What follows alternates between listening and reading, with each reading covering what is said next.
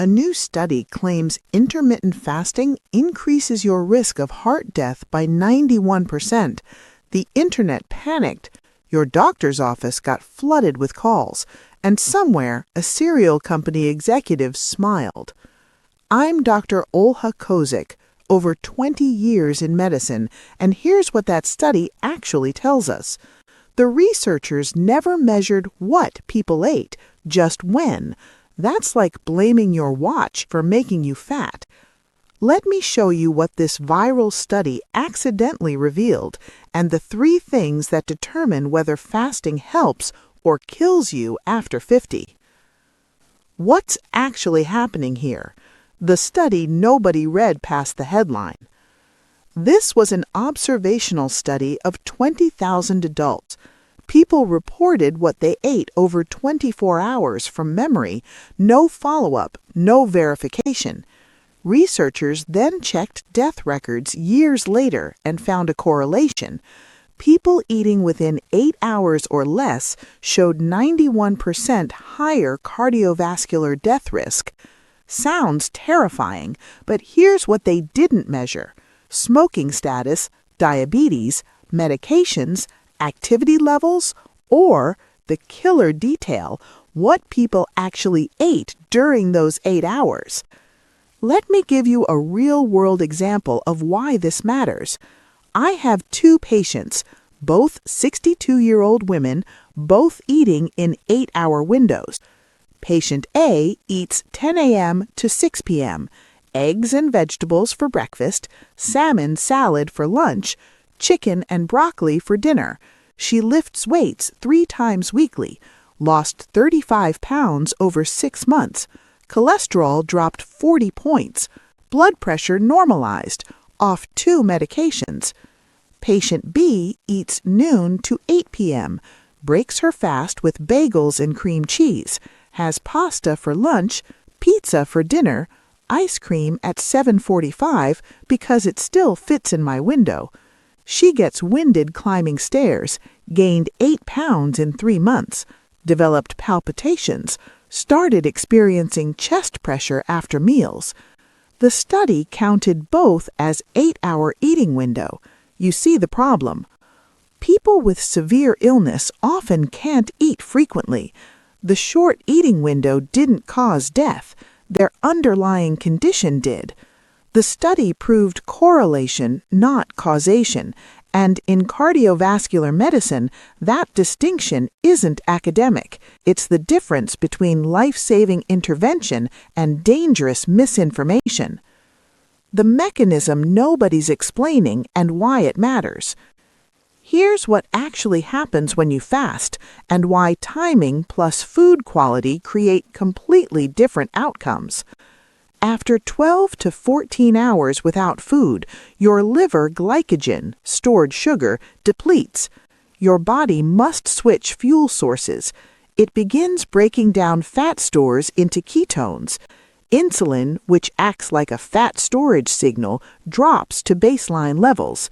For the first time in 15-plus hours, your body can actually access stored fat.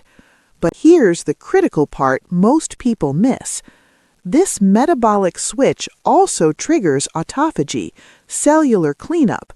Your cells start recycling damaged proteins and clearing out dysfunctional mitochondria. It's like your body finally has time to take out the trash instead of constantly processing incoming food. This is particularly powerful for visceral fat, the dangerous fat wrapped around your organs that drives metabolic disease.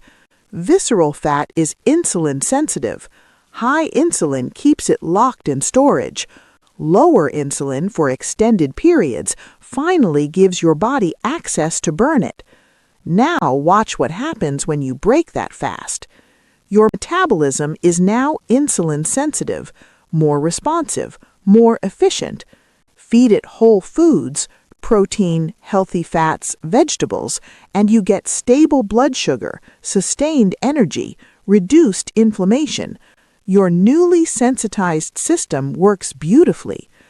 Feed it processed carbohydrates, sugar, fried foods, and you create a metabolic avalanche, rapid glucose spike, massive insulin response, blood sugar crash, inflammatory cascade.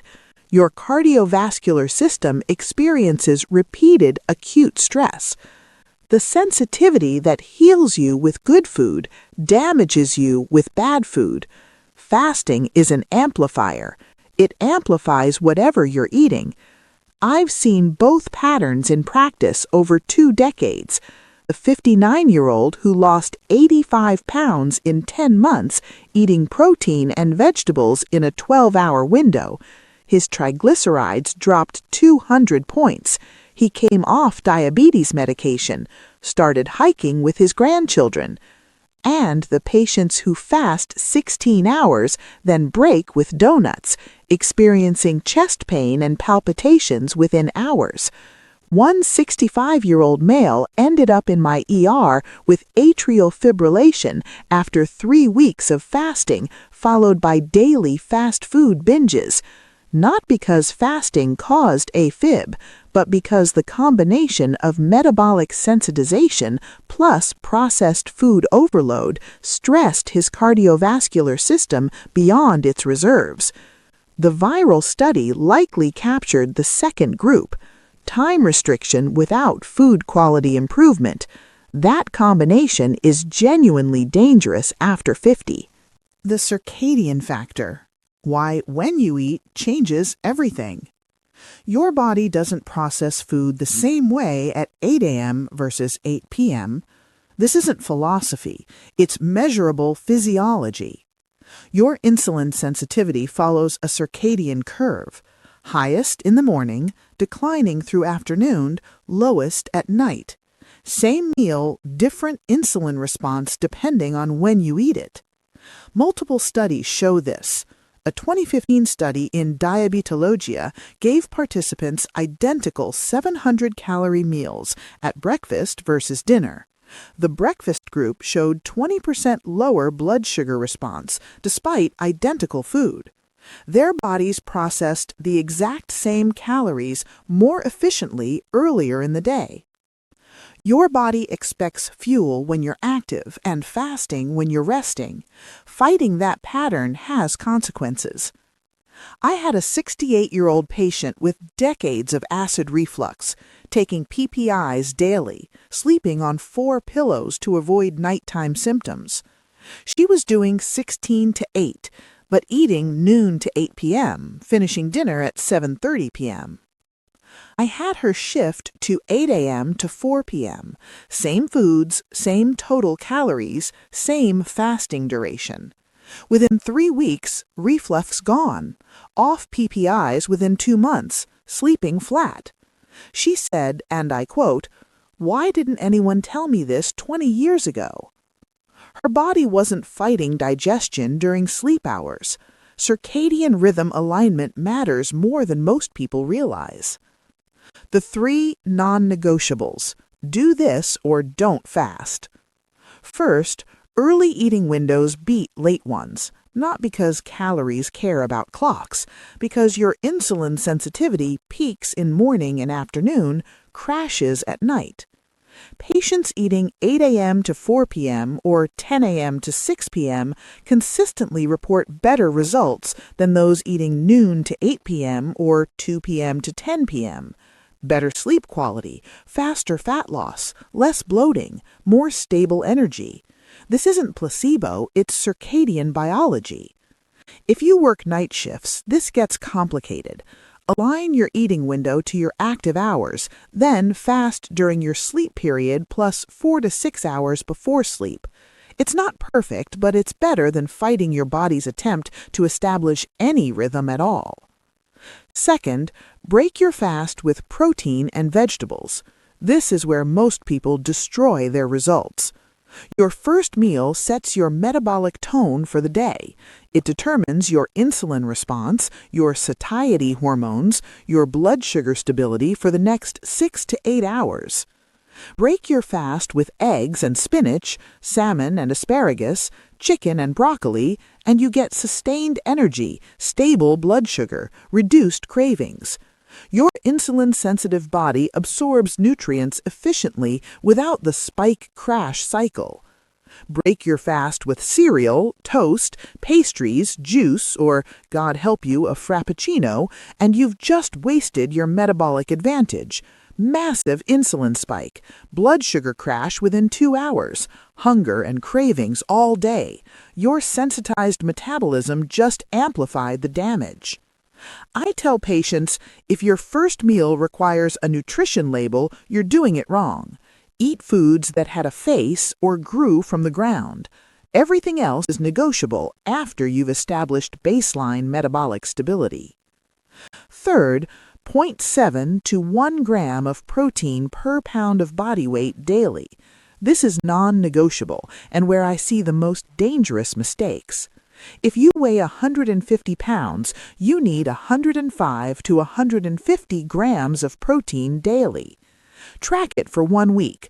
Most people eating in compressed windows are getting 60 to 80 grams. That deficit causes muscle wasting. Muscle loss after 50 accelerates cardiovascular decline faster than any dietary benefit you'll gain from fasting. Muscle is metabolically active tissue. It burns calories at rest. It stabilizes blood sugar. It protects your joints and prevents falls. Losing muscle mass is not a cosmetic problem. It's a health crisis. This is why I stopped doing 16 to 8 myself 5 years ago. I couldn't maintain muscle mass at my activity level. I shortened to 12 to 14 hours, increased protein to 140 grams daily, and my strength and body composition improved while maintaining the metabolic benefits. You need adequate feeding time to consume sufficient protein. For most people over 50, that's 10 to 12 hours minimum. Some athletes can do 8 hours successfully because they're consuming protein shakes and carefully timed meals. Most people eating regular food cannot hit their protein targets in an 8-hour window without deliberate planning. The resistance training requirement is not optional. Fasting without strength training is muscle wasting with extra steps, especially for women post-menopause. You must lift weights 3 times weekly, compound movements, squats, deadlifts, presses, rows, heavy enough that 8 reps is genuinely challenging. Not the pink dumbbells, not gentle yoga, actual progressive resistance training. Muscle is use it or lose it tissue. Fasting puts you in a catabolic state part of the time. Without resistance training stimulus, your body has no reason to preserve muscle. It will cannibalize it for amino acids. One 71-year-old patient started intermittent fasting without exercise, lost 40 pounds in 6 months, seemed thrilled, but she also lost significant muscle mass, started falling more frequently, developed chronic fatigue, eventually fractured her hip from a minor fall. We had to reverse course, added resistance training, increased protein, shortened her fasting window. It took 8 months to rebuild what she'd lost. She regained 15 pounds, but it was muscle this time. Strength improved, falls stopped. That weight regain saved her independence. For women over 50, the hormone reality. If you're postmenopausal and 16-8 stops working or causes sleep disruption, shorten to 12 to 14 hours. Eat within 1 hour of waking. This isn't failure, it's adaptation to hormonal reality. Estrogen affects insulin sensitivity, cortisol regulation, and glucose metabolism. When estrogen drops during menopause, extended fasting can elevate cortisol excessively, disrupt sleep, and paradoxically increase visceral fat storage. I have multiple female patients who did 16-8 successfully for years in their 40s, then hit menopause and suddenly experienced insomnia, anxiety, worsening hot flashes, and weight gain despite perfect adherence. Not because they were doing anything wrong, because their hormonal environment changed. Shortening the fast to 12 to 14 hours resolved symptoms within 2 to 3 weeks for most. They maintained the metabolic benefits, improved insulin sensitivity, stable weight, good energy, without the stress response. Don't force extended fasts through menopause because some 35-year-old podcast host who's never experienced hormonal shifts told you to. Your body is giving you feedback. Listen. Red flags to stop immediately. Rapid weight loss over 2 pounds weekly. This suggests excessive muscle loss, not just fat. Persistent fatigue despite adequate sleep. This indicates your body can't sustain the energy deficit. Dizziness when standing. Orthostatic hypotension from inadequate nutrition or dehydration. Heart palpitations or chest pressure. Cardiovascular stress signals. For women, worsening hot flashes or cycle disruption, hormonal dysfunction. These aren't push-through-it symptoms, they're stop signals. Common mistakes that kill results. Mistake 1, drinking calories during fasting. That latte with cream breaks your fast. The protein shake breaks your fast. The juice cleanse you're doing breaks your fast. Water, black coffee, plain tea. That's it. Mistake 2, treating the eating window like a competitive eating contest. Just because you have 8 hours doesn't mean you should consume 3,000 calories. Most people over 50 need 1,600 to 2,200 calories daily, depending on activity level. Cramming excess calories into a compressed window doesn't magically negate them. Mistake 3, ignoring hydration. You need 64 to 80 ounces of water daily, more if you're active. Dehydration during fasting causes fatigue, headaches, and false hunger signals. Mistake number 4, starting with 16-8. Begin with 12 hours. That's just skipping late-night snacking. After 2 weeks, extend to 14 hours. After another 2 weeks, try 16 if you want. Jumping straight to extended fasts causes compliance failure and increases muscle loss risk. What the study actually proved. The viral study didn't prove fasting is dangerous. It proved that restricting eating times without improving food quality kills people. The mainstream media ran with panic headlines because fear gets clicks. The researchers presented correlation as causation because academic careers need publications. And thousands of people who could benefit from time-restricted eating with proper nutrition got scared away. This is exactly backwards. The study should have sparked conversation about food quality during eating windows. Instead, it scared people away from a metabolic intervention that, when done correctly, remains one of the most powerful tools for reversing insulin resistance, reducing visceral fat, and improving cardiovascular health after 50. Your next step, the 3-month reset protocol. View intermittent fasting as a 3 to 6 month metabolic reset, not necessarily permanent. Use it to lower insulin resistance, lose visceral fat, and reset your metabolic baseline. Then transition to a 12-hour overnight fast for maintenance if that serves you better. Start with 12 hours, 8 p.m. to 8 a.m. That's not radical. That's just not eating after dinner and before breakfast. Do this for 2 weeks. Then extend to 14 hours if it feels sustainable, maybe 7 p.m. to 9 a.m. 2 more weeks. If you want to try 16 hours, fine, but don't force it if your body gives negative feedback.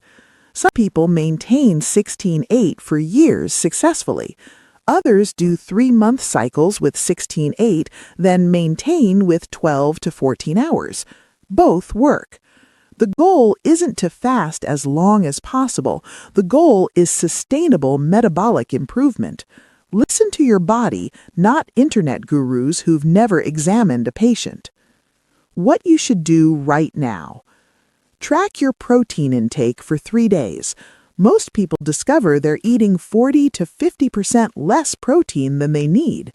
Fix that before extending any fasting window. Schedule resistance training 3 days this week, even 20 minutes, even at home with resistance bands if you don't have gym access. The stimulus matters more than the equipment.